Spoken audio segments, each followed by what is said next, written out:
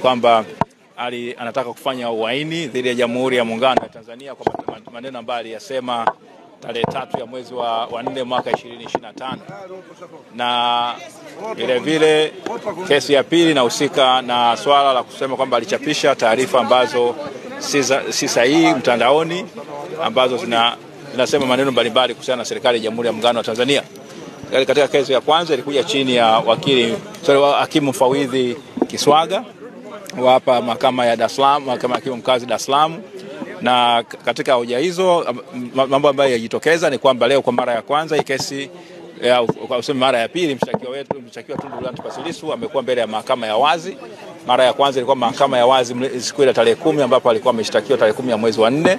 Baada hapo ikatokea sintofahamu ya kuzuia watu kutokuja mahakamani.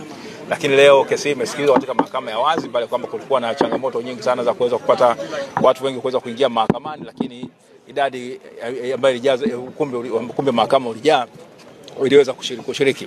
Sasa katika kesi hiyo kwamba upande wa serikali umesema kwamba unaendelea na upelelezi, bado upelelezi haujakamilika, hoja ambayo ilipingwa vikali sana na mawakili wa upande wa mshtakiwa. Na hapo kumbuke ni kesi ya uchunguzi wa awali kwa sababu mahakama hii haina mamlaka ya kusikiliza hiyo kesi. Lakini hoja ya pili kwa ni kwamba ambayo iletwa na mahakimu wa utetezi, mawakili wa utetezi, ni kwamba ile mshtakiwa pale kizimbani kuwa amezungukwa na maaskari. Mawakili wa utetezi tulipinga kwa nguvu zote kwamba anatakiwa, kuna ile dhana kwamba mtu anapoletwa mahakamani anatakiwa achukuliwe kama mtu asiyekuwa na hatia, na mwisho wa siku hakimu amekubaliana na sisi kwamba atakiwa anapokuwa kizimbani kuwa amezungukwa na maaskari.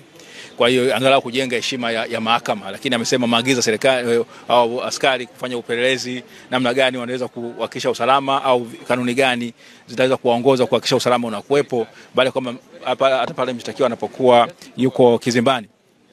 Kesi ya pili, kwa hiyo kesi hiyo baada ya hapo ikawa imeahirishwa hadi tarehe jaji hakimu akatoa agizo kwamba siku ya tarehe 2 ya mwezi wa 6 upande wa mashtaka uje na maelezo sahihi ya kueleza mahakama upelelezi umefikia wapi. Kwa hiyo tuko hapo, lakini baada ya hapo hakimu alituruhusu kuweza kukutana na mteja wetu kwa nusu saa kwa sababu ni vigumu sana kwenda kule gerezani Ukonga na kuweza kukutana naye. Kwa hiyo tulipata nafasi ya kuweza kukutana na mteja wetu. Ilikuwa ni changamoto kuweza kuwaweka askari wa magereza watu wachie ule faragha ambayo tunahitaji kama mawakili na washtakiwa. Mshtakiwa anatakiwa kuwa nayo. Baada ya hapo kesi ya pili kaitwa ile ya kuchapisha taarifa za uongo. Basi ikawa kesi na imesikizwa mbele ya hakimu mfawidhi Muhini, na yenyewe ni kwamba upande leo mshtakiwa amefanikiwa kusomewa maelezo ya awali. Amekubaliana tu na vitu viwili, swala tukuhusiana na majina yake na ni mkazi wa wapi, na kwamba alishikwa akaletwa kwamba kuna siku alishikwa akaja mahakamani kwamba anashtakiwa kwa makosa ya matatu ya uchapishaji wa habari za uongo. Lakini hoja nyingine 8